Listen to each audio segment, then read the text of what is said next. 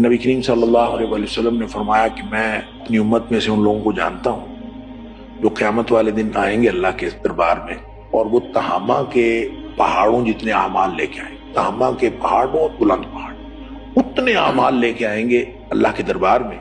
فَيَجْعَلُهَا اللَّهُ هَبَاءً مَنثُورًا، اللہ تعالیٰ اس کو گرد و غبار بنا کے اڑا دے۔ پہاڑوں جتنے اعمال اور گرد و غبار بن کے اڑ جائیں۔ صحابہ تو ڈر گئے، اللہ کے رسول صلی اللہ علیہ وسلم وہ کون ہے، ان کی ہمیں نشانی بتائیں تاکہ ہم ان میں سے نہ ہو جائیں۔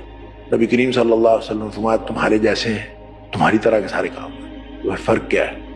فرمایا فرق یہ ہے اذا خلو بمحارم اللہ انتہکوها، جب تنہائی میں ہوتے ہیں نا تو اللہ کی حرمتیں پامال کرتے ہیں۔ اور جو نبی کریم صلی اللہ علیہ وسلم نے فرمایا فتنے اندھیری رات کی طرح چھا جانے والے فتنے آنے سے پہلے پہلے عمل کر لو، جب وہ فتنے آ گئے نا پھر کیا ہوگا؟ صبح آدمی مومن ہوگا، شام کو کافر ہوا پڑا ہوگا، رات کو مومن ہوگا، صبح کافر ہوا پڑا ہوگا۔ پھر رات کو مومن ہے، صبح کافر ہو گیا ہے، رات کو کیا ہوا ہے؟ رات کو تو آدمی سوتا ہے، لیکن آج کے دور میں کون سوتا ہے؟